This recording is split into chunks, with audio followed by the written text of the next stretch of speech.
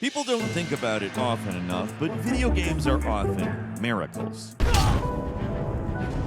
Delicate machines held together with duct tape, caffeine, crunch, and a prayer. And sometimes it's the little things that throw everything off balance. A typo, a snippet of code, the Greek alphabet. The littlest things can cause crashes, corrupted saves, soft blocks, and in one case, even straight up nuke people's PCs. Hi folks, it's Falcon, and today on gameranx, 10 of the dumbest things that broke video games. And number 10, a bee in Elder Scrolls V Skyrim. The Elder Scrolls games have a litany of bugs that are strange, funny, pretty annoying sometimes, but also sometimes actually pretty useful. Bethesda's commitment to creating interactive worlds leads to bizarre interactions, both good and bad. This one, it would have been completely game-breaking if it hadn't been caught in development, and it comes down to the humble bee. According to an artist who worked on Skyrim named Nate Perkypile, whom I am not going to make fun of the name of at all. I'm going to be kind because he is only relaying information to us. According to him, they were running into issues with the opening segment. You've seen it a million times as a cart ride, and you scroll your phone until the game actually lets you do something.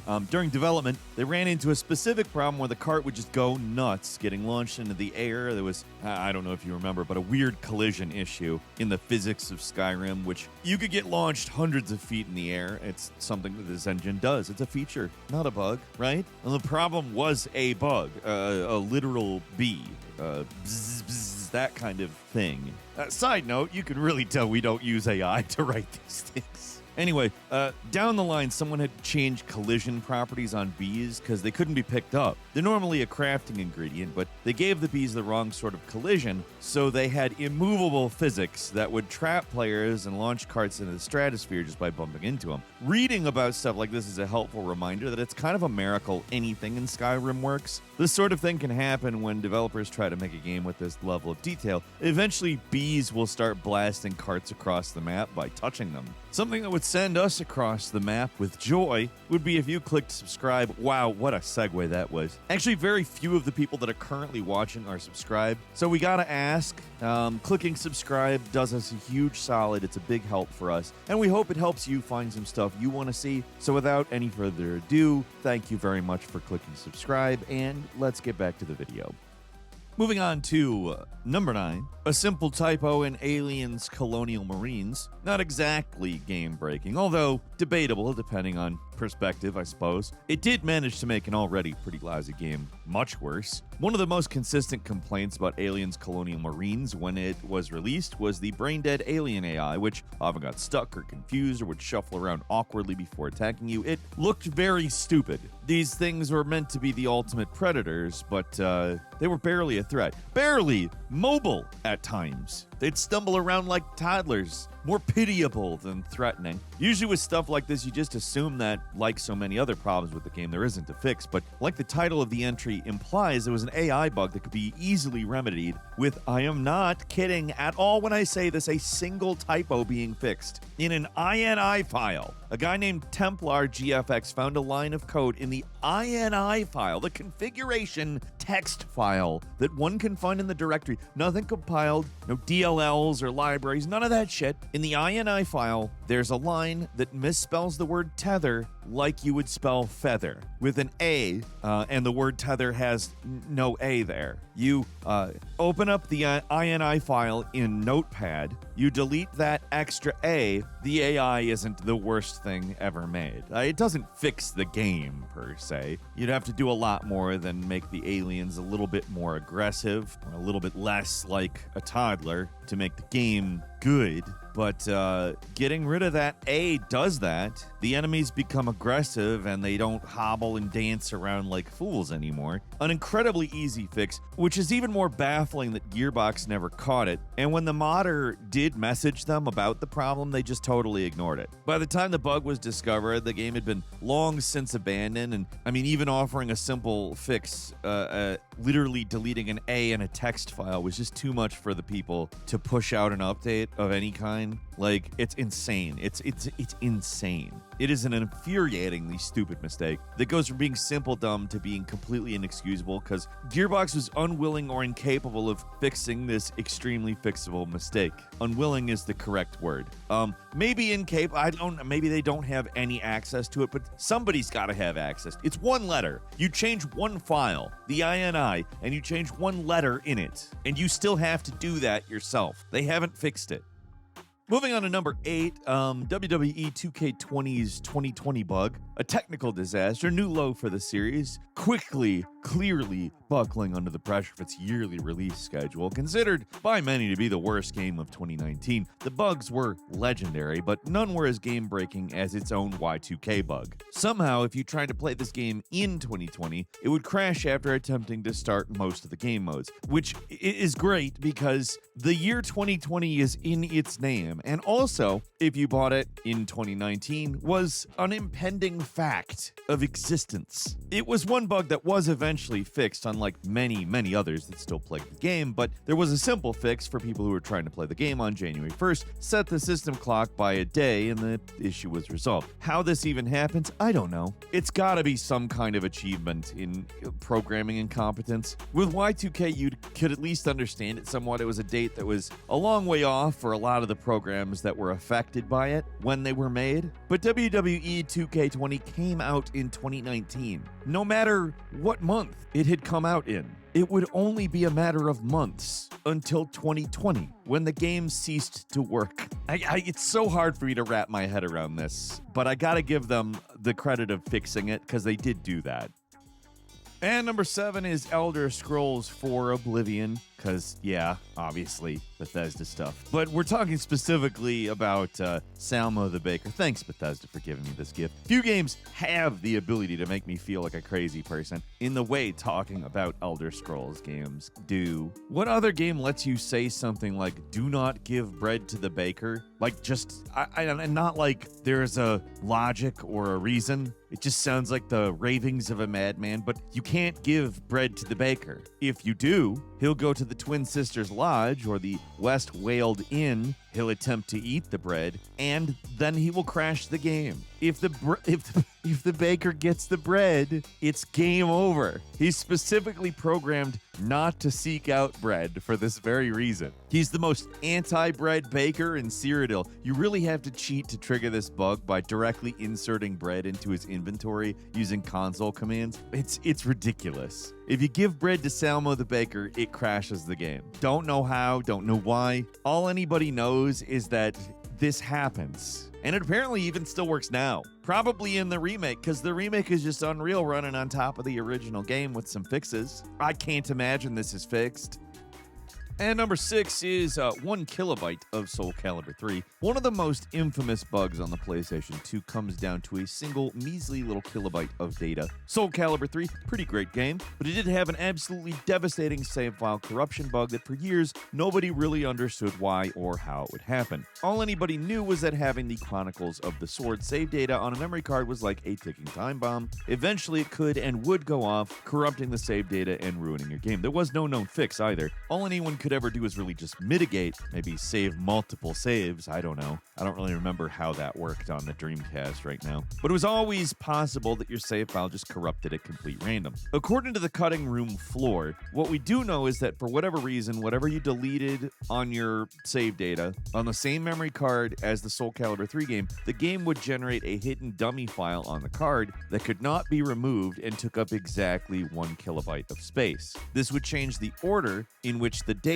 was accessed on the card. But for whatever reason, Soul Calibur 3 would still access the data based on how it used to be, so the game would try to load data from unrelated games. Sometimes it would be fine, but if you tried to load the Chronicles of the Sword mode, the game data would get corrupted and you'd have to delete your entire save. If this were a standard fighting game, that probably wouldn't matter that much, but Soul Calibur 3's single-player mode was long, had tons of unlocks, as well as, and this is probably the most important thing, a full character creator. So if you lost your save data, all of that was gone. It was one of the worst bugs of the entire 6th generation because of a stray kilobyte. At number 5, replacing yen with dollars in Tokyo Extreme Racer 3, a game that shows the developers need to be careful when localizing games. The problem with this one stems from the localizers changing the in-game currency from yen to dollars. To do that, they endlessly just subtracted 2 zeros from all cash totals, which would be fine if money was only used for purchasing cars, but it wasn't. You also needed a certain amount of cash to challenge racers. That number they did not change, which completely screwed up progression of the game. It required players to grind way more than they normally would to acquire new opponents to race against. One racer called Whirlwind Fanfare had the entrance requirement of 100,000 CP, which in international versions was not possible to get. They didn't just lower the amount players earned, but they also dropped the total cap on money by 2 decimals, so it was not possible to face them, because you had to face off against every racer in order to unlock the final race of the game. The simple change made it impossible to finish the game. It's completely unnecessary too, because the cash in the game is simply called CP, so it doesn't matter what standard you're basing it on. It might as well just be points. Also, the game's called Tokyo Extreme Racer. Why is using yen as the currency a problem? Like, you're in Tokyo. The whole thing was really stupid, but at least the developers did fix it.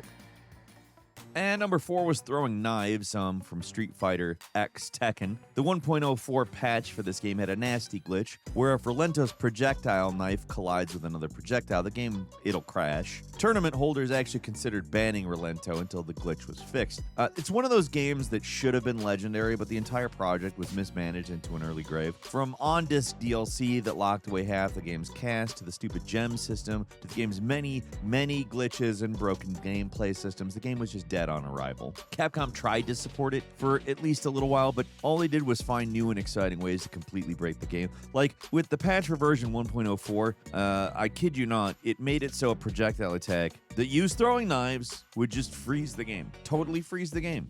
It sounds like it should be a joke. Doesn't matter how many times I say it, it sounds dumb. But all it takes is for Relento to use the stinger move where he jumps into the air, throws a knife at an angle. If the knife touches a fireball, it's game over. Screen freezes. That's not an unlikely interaction by any stretch either. It's 2 projectiles hitting each other. That constantly happens in Street Fighter. How this managed to sneak by, I have no idea, but at least, again, it was eventually fixed. Doesn't make the game any better, but at least it's not freezing anytime somebody throws a knife at a projectile in a Street Fighter game.